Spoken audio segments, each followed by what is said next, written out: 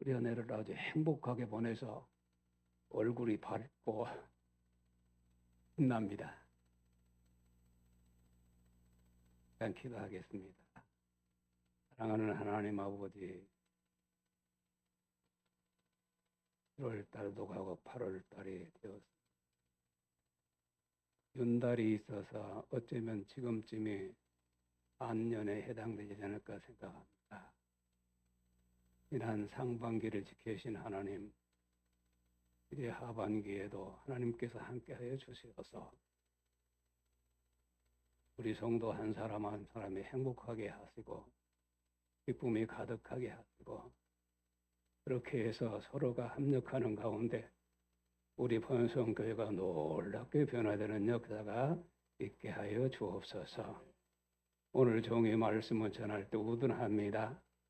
주님께서 함께하여 주셔서 성대를 지켜주시옵시고, 준비된 말씀이 아버지의 선포되어서 우리 성도들이 마음에 새겨 그 말씀으로 인생 후반전을 더 빛나게 살 수 있도록 함께하여 주옵소서.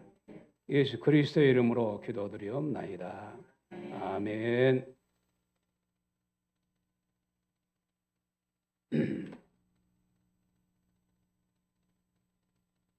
여러분, 인생을 어떻게 살 것인가? 지금보다 더 보람 있는 인생은 어떻게 하면 가능한 것인가? 이런 고민을 한 번쯤은 해보셨으리라 믿습니다.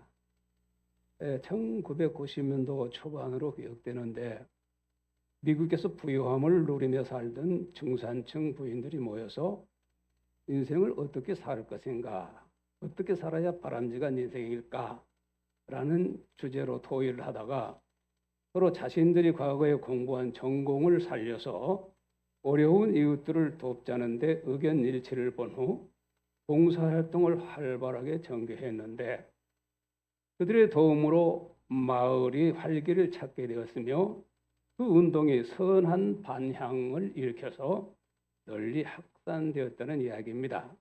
요즘 말로 하면 일종의 재능 기부 운동입니다. 무엇보다도 그 부인들은 인생을 전반전보다도 후반전을 더 빛나고 아름답게 살기를 위해 노력한 분이라고 말씀을 드리고 싶습니다. 우리가 크게 두드러지는 않더라도 우리의 인생도 보면은 이와 같이 어떤 면에서는 침체되어 있다가 다시 일어나는 이런 경우도 있습니다.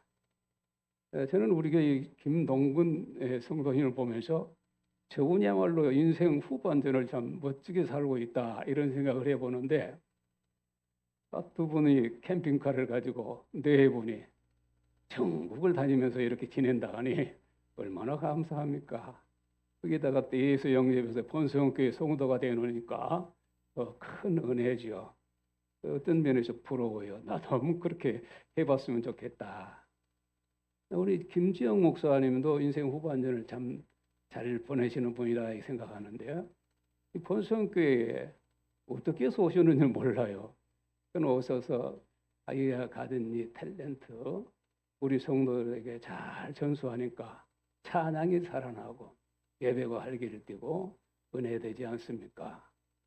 또 우리 박 목사님도 늘 재능기부 하면서 독려하고 있는데, 이렇게 해서 우리가 전반전보다는 후반전 인생을 더 아름답게 살아야 한다 하는 것이 오늘 제가 말씀을 드리고 싶은 요지입니다. 경영학의 아버지라고 불리던 피터 트러크라고 하는 사람이 말하기를, 일반적으로 경영자들이 45세를 중심으로 최고의 전성기를 누리는데 이때부터 사람들이 더 배우기를 원치 않는다, 이런 말을 했습니다. 이어서 그는 말하기를, 그러나 이들의 생각은 어리석은 것이다. 배우기를 중단하는 것은 살기를 포기한 것과 같다라고 하는 이스라엘 격언처럼 우리는 날마다 새로운 삶을 향해서 나아가며 그러기 위해서는 꾸준히 배워야 한다라고 했습니다. 권투를 좋아하는 분들, 70년대를 주름잡던 링의 전도사라고 하는 믿음이 독실한 분이었어요. 조지 포먼 선수를 기억할 것입니다. 부루 청소년을 위한 시설 자금 마련을 위해서 유흥에 다시 복귀를 하는 그 나이가 40세였습니다. 특히 권투 선수에게 40세는 노인에 해당하는 거예요. 예전에 필리핀의 그 복싱 영웅 파퀘오죠.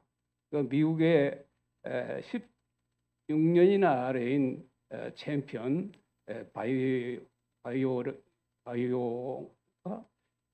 이분하고 또 도전을 했지 않습니까? 그래서 무승부를 했다 하는 이야기를 들었습니다. 바로 지난달 20일에 있었던 이야기. 이렇게 보면은 이제는 안주하고 포기할 그 시간에 그들은 그러지를 않았다는 거예요. 다시 도전하고 도전해서 후반전 인생을 아름답게 꾸몄던 분들이라 이렇게 볼 수 있습니다. 독일의 문호 괴테가 너무나도 유명한 파우스트를 쓴 나이와 톨스토이가 구도자의 삶을 살기 위해서 집을 떠났는데 그때의 나이가 모두 80세였다고 합니다. 그래서 때로는 집을 나가고 싶은 데가 있어요. 늘 생각하는 대로 낚싯대도 저 시골 고향에 가서 낚시하면서 좀 남은 인생을 이렇게 지내면 어떨까 이런 생각을 할 때가 있거든요. 그러나 이건 현실적으로 여러 가지 부딪혀서 하지를 못하는데 이 80세 이 나이에 이런 새로운 도전을 한 사람들이 있다라고 하는 것입니다. 뿌리라는 소설의 작가 알렉스 헤일리는 작품 활동을 시작한 나이가 43세였다고 합니다. 요즘 사람들이 관심 갖는 말 중에 하프타임이라는 그런 말이 있습니다. 스포츠 용어로 축구, 농구, 배구와 같이 전후반전이 있는 구기 종목 경기에서 전반과 후반전 사이를 잠깐 쉬는 시간을 하프타임이라고 그렇게 말합니다. 우리나라에서도 88 올림픽과 2012년 아세안 게임 등 세계인들을 스포츠 열기로 훌고 달군 적이 있었죠. 붉은 악마들이 오는 거, 오 필승 코리아는 대한민국의 응원가로 뛰어넘어서 온 세계의 응원가가 될 정도로 유명해졌습니다. 우리 어기한 감독이 여기 계십니다만은 저분은 하프타임을 가장 잘 이해하고 또 그것을 잘 활용하는 감독이라는 얘기 생각하는데 전반전을 잘 했는데 예를 들어 후반전에 또 기가 떨어져 가지고 전세가 역전되는 그런 경우가 있지 않습니까? 이 전반전에 있었던 장단점을 잘 분석해 가지고 후반전에 선수 재배치하고 전술도 다시 짜고 이렇게 해서 후반전을 하는데 이것이 바로 하프타임에 하는 그러한 일들입니다. 왜냐하면 우리가 전반전을 이겼다 하더라도 후반전에서 전세가 뒤집히면 전반전 우세는 물고 분호하기 때문입니다. 그냥 전반전을 잘못했다 하더라도 후반전에 다시 잘하면 승리할 수가 있죠. 이 하프타임의 의미를 우리의 삶에 적용시켜서 한번 생각해 보려고 합니다. 하프타임은 내 인생의 후반전을 어떻게 하면 전반전보다 더 보람있고 빛나게 살 것인가 하는 것을 고민하는 그런 시간입니다. 그렇다면 성도 여러분, 여러분에게 이 하프타임은 언제라고 생각합니까? 내 인생에서 하프타임은 언제였을까? 아직 맞이 안 한 분들도 있을 거고 이미 지난 분도 있으리라 이렇게 생각이 됩니다. 초고령화 사회인 우리나라도 평균 수명이 이미 80세를 넘어서고 있습니다. 저도 그 중심에 있는 사람입니다. 그러기에 우리에게 있어서 하프타임은 40세 전후가 아니겠느냐 이렇게 생각하는 사람들이 있습니다. 그러나 하프타임 운동을 하는 분들은 인생의 하프타임을 나이로 계산하는 데는 무리가 따르지만 굳이 나이로 선을 그보라 한다면 30세 정도가 적당하지 않겠나 그렇게 말합니다. 30살 정도가. 왜냐하면 일반적으로 남자나 30세 정도가 되면은 학업을 끝내고 사회나 또 가정에 새롭게 인생을 시작하는 나이이기 때문이라 그렇습니다. 요즘 30대 돼도 갈 때도 가지 않으려고 그러고 나을구도 낳지 않으려고 그러고 그래서 좀 혼동이 있습니다만은 그래도 이제 그렇다는 겁니다. 전문가들 입장에서는 전반적인 지금까지는 배우고 준비하는 입장이 있었지만은 후반전인 이제부터는 배운 것을 토대로 자신의 삶을 또 새로운 인생을 펼쳐가는 나이이기 때문에 30세가 타프타임이다. 전문가들은 그렇게 이야기를 하는 것입니다. 지구촌교회 이동원 목사님, 인생의 하프타임은 몇 가지 준비할 그런 시기다 이렇게 이야기를 했는데, 첫째는 육신적인 준비로 이제 나도 늙을 수 있다는 사실을 받아들이는 시기다 그랬습니다. 제가 이게 실감합니다. 생각은 청춘 같은데 행동이나 삶에 있어서는 내가 많이 달라졌구나, 나도 늙은이구나 이런 생각을 할 때가 있어요. 이걸 우리가 받아들여야 한다는 것입니다. 둘째는 심리적인 준비로 사람들의 마음의 상처를 치유하기 위해서 용서와 관용을 베풀어야 할 시기다 그렇습니다. 저는 이 부분에 있어서 우리가 나이가 들면은 쌓은 경험, 그것을 후진들에게 물려주는 것이 그런 거란 말이에요. 그러면 무슨 이야기입니까? 좀 성격이 거칠고 이렇다 하더라도 나이에 들어가면서 그게 다듬어져야 한다는 거예요. 인격적으로 점점 완숙해져 가야 한다는 겁니다. 그래서 후배들에게 보여줄 것이 있고 물려줄 것이 있어야 되는데, 저는 대나이 또래의 노인들의 세계에서 이렇게 해보면은 노인들도 아주 고집이 세고요. 컬핏하면 화를 내고 그래요. 이건 원로들의 생각이 아닌 자세가 아닌데 그런 생각을 하면서 참 씁쓸할 때가 있었습니다. 그렇습니다. 우리가 다른 사람들의 상처를 치유하고 그 용서하고 관용하는 것이 바로 하프타임에 우리가 두 번째로 할 일이다. 그 다음 세 번째는 신앙적인 준비로 하나님을 만날 준비를 해야 할 시기라는 것입니다. 옳습니다.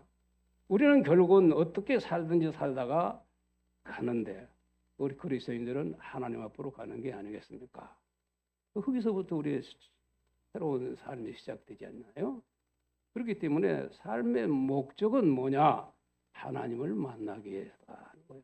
어떻게 하나님을 만날 수 있을까? 하나님 앞에 섰을 때 하나님이 나에 대해서 어떻게 말씀하실까 하는 것을 생각해 볼 필요가 있다라고 하는 것입니다. 물론 그 외에도 사람마다 더 준비할 것들이 있을 것입니다. 그런데 우리가 왜 이런 것들을 준비하는 것입니까?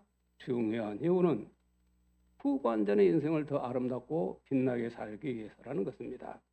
오늘 본문에는 모세가 등장하는데 신약에서 엉뚱하게 이 구약의 인물 모세가 등장합니다. 이것은 스데반이 성령 충만하여 복음을 전하다가 붙잡혀서 대제사장 앞에서 신문을 받을 때 자신을 변명하는 내용 중에 아브라함으로 시작해서 이스라엘 역사를 이야기하는데, 이 우리가 읽은 본문 말씀에 모세가 이제 등장을 합니다. 스데반은 여기서 모세의 일생을 세 부문으로 이렇게 설명하고 있는데, 첫째는 바로의 명령에 의해서 히브리인들이 남자아이를 낳으면 죽이라고 그랬어요. 그런데 그 모세의 부모가 이 모세를 그때 낳았단 말이에요. 그런데 이 아이를 아마 될 수가 없어. 그래서 갈대 상자에 담아서 나일강에 띄운 게 아니겠습니까? 그런데 거기 하나님은 절묘하세요. 바로의 공주가 목욕을 하러 왔다는 이야기도 있고 산책을 하러 왔다는 이야기도 있고 시녀들과 왔는데 그 갈대 상자를 본 거예요. 아마 하나님께서 그 측은한 마음을 넣어줬으리라 이렇게 생각합니다. 그래서 히브리 아이구나 이렇게 생각하면서 그 공주가 이 아이를 데려다가 양자로 아들로 삼아서 궁중에서 양육을 하게 되는 것입니다.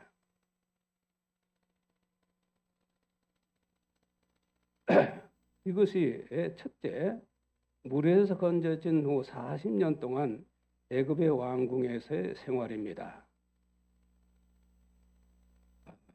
다음 두 번째는 애굽에서 이제 도망친 후에 미디안 광야에서 장인 이드로의 양치기 목동으로 40년을 살게 됩니다.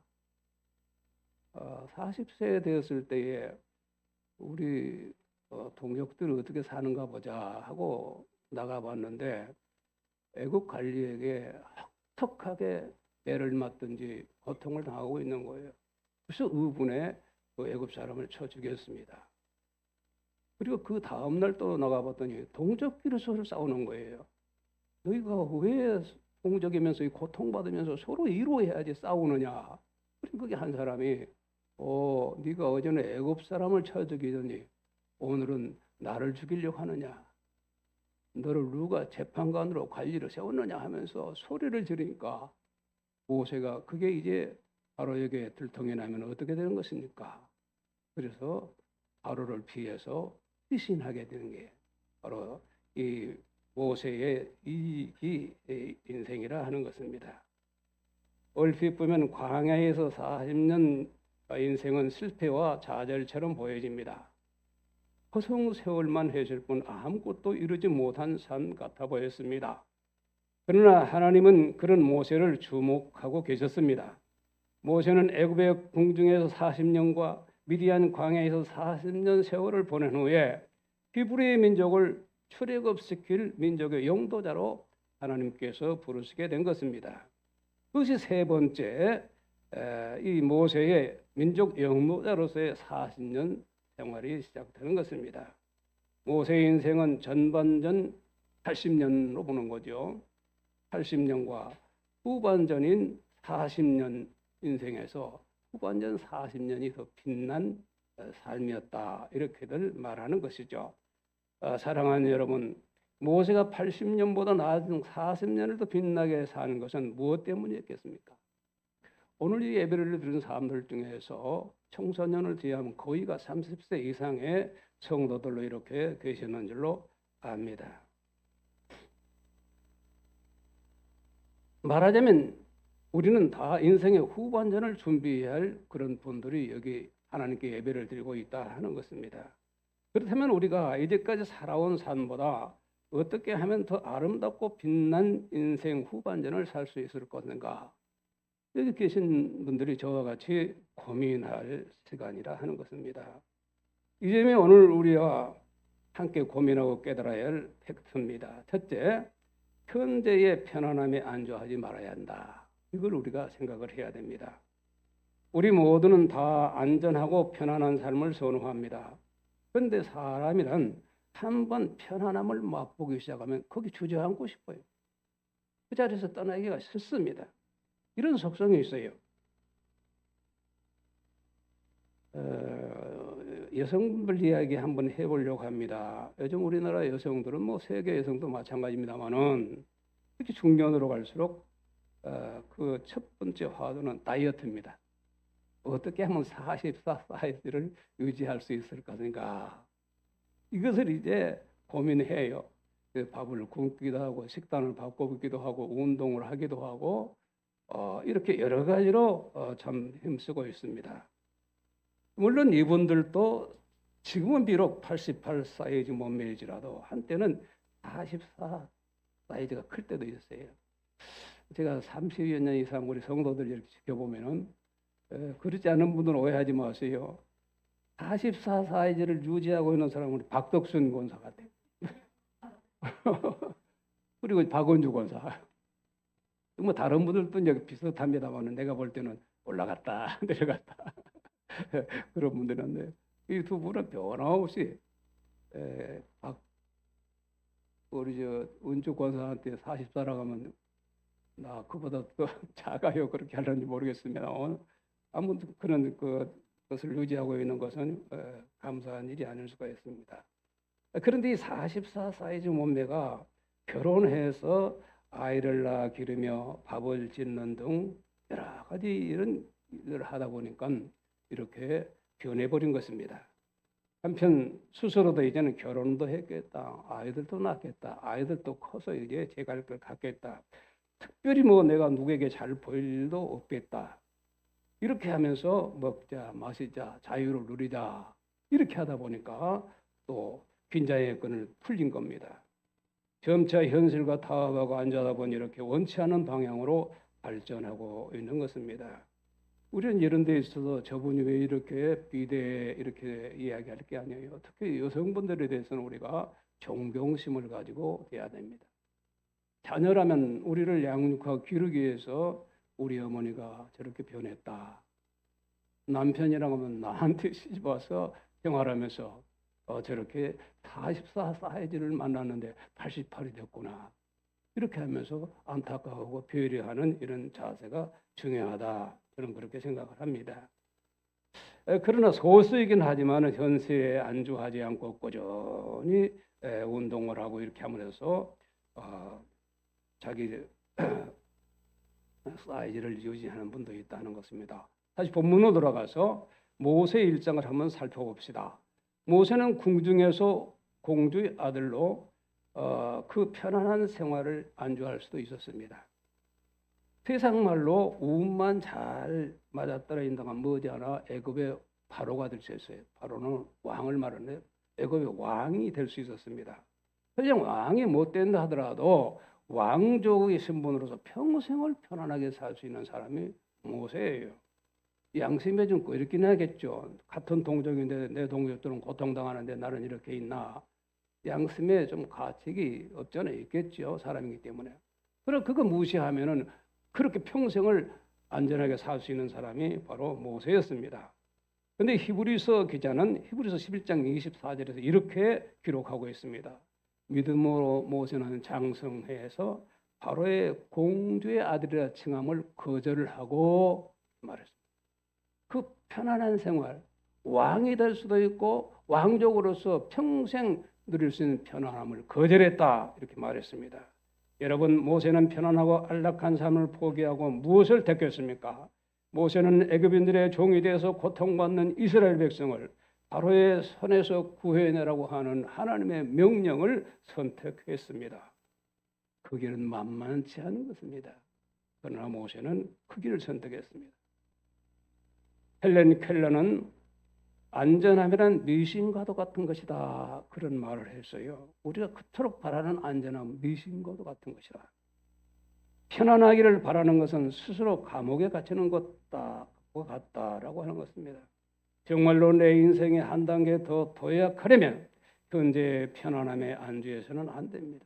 편안한 환경이 주어지더라도 그래 내가 이것을 위해서 뛰어왔지 그러고 주저앉으면 안 된다는 거예요. 그걸 단호히 극복하고 그 다음 삶에 도전하는 것이 바로 인생을 바르게 사는 삶의 자세라 하는 것입니다. 믿음의 도전, 인생의 창조적인 도전이 우리에게 계속적으로 있어야 됩니다. 그래서 우리는 입학은 있지만 졸업이 없는 것이 바로 그리스도인 것입니다.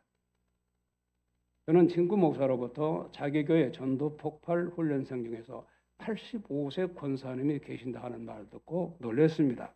그런데 그분이 전도 폭발 운동 공부를 해서 노인정으로 병원으로 또 대학가로 학원가로 이렇게 다니면서 날마다 전도를 하시는 거예요. 많은 사람을 인도할 뿐만 아니라 그럴수록 그분의 얼굴이 빛나고 삶이 활기찼다 하는 것입니다. 그 권사님이야말로 하프타임 인생 다 살았는데 하는 그 시점에서 새로운 주님의 일꾼으로 이렇게 거듭나게 되었더라 하는 것입니다. 그 권사님이야말로 하프타임 이후 멋진 인생의 후반전을 사신 분입니다. 사랑하는 번성 가정 여러분, 여러분의 인생을 좀 더 보람있고 아름답게 살고 싶다면은 지금까지 이루신 것, 지금 여러분들이 가지고 계신 것, 거기에 만족하거나 안주하지 마시기 바랍니다. 믿음으로 새로운 도전을 시작하시기를 강력히 권면합니다. 더 잘 먹고 더 살기 위해서가 아니라 이것은 사실은 인간에게 있어서 별로 중요한 게 아니에요. 어차피 어떻게 해든지 먹고 사는 거예요. 그러나 인생이면 째깍째깍 흘러가는 시간 속에서 내가 오늘 무엇을 할 것인가? 오늘 힘써 다 해놓고 내일은 무엇을 할 것인가? 이렇게 연구하고 고민하고 힘쓰는 것이 바로 인생을 바르게 사는 자세라 저는 그렇게 생각합니다. 우리가 도전할 것이 많이 있습니다. 52조 성소주의 제가 늘 하는 이야기입니다. 결코 만만치 않습니다. 1년 365일 동안에 우리 하나님께서는 52일을 나와 교제하자. 하프타임으로 만들으신 거예요. 그러나 그것은 아니에요. 나는 더 중요한 일이 있어요. 나는 여행을 가야 돼요. 나는 뭘 해야 돼요. 그러면서 이 날을 지키지 못하는 거예요. 여기에 한번 우리가 도전해보자 하는 것입니다. 새벽 기도하는 일. 교회들 때는 그런 예수 믿으면 새벽 기도하는 줄 알았어요. 그래서 지금은 세월에 흘러서 젊은 사람들 새벽 기도하면 기적이에요. 목사님이 새벽 기도하고 젊은 사람 하나 오면 참 좋아서 그냥 젊은이들도 새벽 기도가 좋아요. 청년의 왕성한 스들에 새벽에 새벽을 깨우는 거예요. 우리 임집사님이 새벽 기도 하시는지 몰라도 하면 놀라울 것 같은데 어머니 손잡고 새벽 기도 하면 얼마나 좋을까. 성경을 일독하는 거 이것은 우리가 목사님 따라서 매일 하면 일독하는 거예요. 목사님 마음이 좋아서 일독하는 게 힘드니까 3년에 일독하도록 지금 한 장씩으로 했는데 성경 필사하는 거 이것도 꼭 한번 해볼 일이에요. 권할 일이에요. 저도 지금 이사야 이제 5장까지 쓰고 있습니다만은 한 권 다 쓰고 또 한 권을 내가 더 쓰려는데 하나님이 그 시간까지 허락해 주실지 모르지만은 하고 있습니다. 또 전도하는 거. 나는 어제 우리 처제가 와서 집에 와 있을 때 그 남편이 예수 안 믿어요. 아이들 다 이 교회 안 나와요. 이야기했습니다. 처제를 예수 믿게 한 그 목적은 뭘까? 남편과 가족들을 구원하라고 하는 사명을 주신 거예요. 참 어렵기는 어려워요. 성부 말씀 내가 모르는 거 아니지만은 현실이 그렇지 않다는 거예요. 그래도 해야 됩니다. 뭘 하고 뭘 해도요. 자기 가족 권하지 않으면 안 돼요. 성경은 이는 믿지 않는 사람보다 악하다. 그렇게 말했어요. 가족부터 전도하는 일. 내 사랑하는 남편, 내 사랑하는 자녀들. 아무리 세상에서 그렇게 잘 살아도 예수 없이 살면 어떻게 가는 걸 알잖아요. 아무리 세상에 잘 살아도 이보다 더 좋은 세상, 영원한 세상이 있다는 걸 알잖아요. 전도하는 일은 꼭 하셔야 됩니다. 우리가 그렇게 하지 못하는 것은 그렇게 살면 너무 힘들지 않을까? 지금까지 지내오던 그 균형이 바란스가 깨지기 때문에 좀 혼란스럽지 않을까? 이렇게 생각하는 거예요. 그리고 이대로가 사는 것이 좋은데 라고 하는 현실 안주 심리 때문에 그런 것입니다. 그러나 여러분 지금 도전해야지만 새로운 인생을 경험할 수가 있습니다. 지금 도전해야 훗날 정말로 내가 아무것도 할 수 없게 될 때에 후회하지 않게 된다 하는 말씀입니다. 여러분의 하프타임을 오늘로 정하시는 것도 고민합니다. 후반전을 새롭게 도전하시기 바랍니다. 그래야지만 후손들에게 여러분의 사랑하는 자손들에게 고귀한 삶의 유산을 물려줄 것 같아요. 억만큼의 돈 물려주는 것 그것도 중요하지만은 신앙 물려주는 게 가장 귀한 거예요. 할렐루야. 저는 찬양학교 나가게 돼요. 우리 추성민 집사가 덤덤하고 그래요. 내 생각은 좀 적극적으로 뜨거운 신앙을 가지고 목사님도 협력하고 성도들도 돕고 이렇게 했으면 좋겠다. 그것을 우리 손자가 본받고 또 그 손자가 본받고 해서 미래에 가면 계속 이루어갔으면 좋겠다. 제 적은 소망 하나는 바로 이거예요. 여러분의 사정은 어떤지 모르겠습니다만 그렇습니다. 이것을 이제 저는 계속해서 지금 도전하고 있습니다. 무엇보다 하나님 앞에 서게 됐을 때 책망받지 않고 칭찬받고 상급받는 것이 바로 우리가 지금 새롭게 도전해야 할 문제 이유입니다. 모세는 그 엄청난 세일을 80세에 시작했습니다. 과거 실패했던 기억을 버려야 합니다. 두 번째로 생각할 것입니다. 모세는 40세 동족을 위해서 의분을 내며 일어섰다가 그들로 비난을 받고 배신을 당하는 아픔을 겪게 되었습니다. 모세가 민족을 위해서 일어선 것은 고통 중에 있는 동족을 돕겠다는 선한 의도였습니다. 그러나 모세는 그 일로 인해서 바로의 얼굴을 피해서 미디안 경을 피신하는 도피자 신세가 됩니다. 사랑하는 여러분, 여기서 우리가 깨달아야 할 게 있습니다. 좋은 노도로 시도한 일이라고 해서 반드시 칭찬과 성공만 오는 게 아니라는 것입니다. 아마 여러분 중에서도 과거에 남을 돕거나 형제들을 돕거나 또 선한 봉사를 하거나 그렇게 했음에도 불구하고 칭찬보다는 비난이 오고 오해가 되고 아마 이런 경험이 있을 듯 합니다. 그러나 그 아픈 기억 때문이라도 우리는 절대로 선행을 포기해서는 안 됩니다. 그 열매로 나무를 안다고 그랬습니다. 그 열매는 우리의 삶의 행실을 말하는 거예요. 우리 어떤 삶을 드러내냐에 따라서 그리스도인과 나무가 파악되는 거예요. 아, 저 사람은 아무리 그런 척해도 그리스도인이 아니구나 평가가 되는 것입니다. 아마 모세를 보십시다. 모세는 동족을 위해서 좋은 일을 하려다가 비난을 받아 도망자 신세가 되었습니다. 그로부터 미디안 제사장 이드로의 집에 얹혀 살면서 양치기 목동을 추락합니다. 일찍이 야곱은 계산이 빨라서 삼촌 라반의 집에서 똑같은 이런 상황에 처했지만은 자기 재산을 부풀려서 큰 부자가 되어 나왔습니다. 그러나 모세는 그런 주변머리가 없어서 40년간 차가살을 해야만 했습니다. 그는 80세가 되었음에도 자기 기업 하나 이루지 못한 채 소망 없는 늙은이로 추락해 가고 있었습니다. 그렇게 하다 끝난 줄 알았습니다. 그러나 그런 모세를 하나님은 지켜보고 계셨습니다. 하나님은 동족을 위해서 좋은 일을 하다가 도망자가 된 모세를 기억하고 계셨으며 이제부터 이 모세를 더 귀하게 써야 되겠다라고 하는 작정을 하고 사명을 주신 것입니다. 그래서 모세가 양을 치다가 시내산 중턱 불타는 들기나무를 발견하고 호기심에 가까이 갔을 때 하늘에서 음성이 들렸습니다. 이곳은 거룩한 곳이니 내 발에 신을 벗어라 했습니다. 모세는 하나님을 잊었을지라도 하나님은 모세를 잊지 않고 계셨습니다. 우리에게도 적용이 됩니다. 힘써 했지만 알아주는 사람 없어 섭섭하고 답답하고 포기하고 좌절할 때 우리만 그대로 되면 우리는 망합니다. 하나님이 보고 계세요. 왜 목사님을 통해서 이제 누구를 통해서 슬쩍슬쩍 건드려주는 것을 통해서 우리가 다시 깨어나고 일어나서 이렇게 오늘에 이르게 된 것이라 하는 것도 우리가 한번 생각해 볼 필요가 있습니다. 그래서 모세는 민족의 용도자로 새롭게 쓰임을 받게 된 것입니다. 사랑하는 여러분, 우리 생각해 봅시다. 우리 주변에 한 번도 실패한 경험이 없는 사람이 누구인가를 말입니다.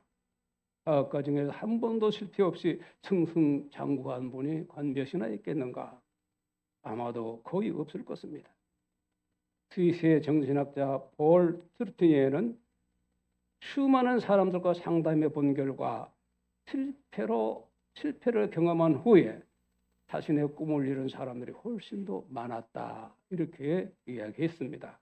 또 건강한 사람보다는 병약한 사람들이 훨씬 생각이 폭이 깊고 넓을 뿐만 아니라 남을 배려한 마음이 크더라는 것. 왜? 내가 겪어봤어요. 우리 박태영 목사님 그 장본인 아닙니까? 저분은 어쩌면 지금 이 세상에 없을 수도 있는 분이에요. 그 하나님께서 사랑하는 혈육을 들여서 간이 스프레이죠. 아프타임 제2 인생을 사시는 거예요. 제가 박 목사님을 처음 봤을 때 두 번째 제가 면담을 했어요. 그 마음에 꽉 차 있는 게 있었어요. 대강 목사님이 내려갈 말씀 들어보니까 이분이야말로 목회에 대한 열망이 얼마나 클까 하는 생각을 했어요.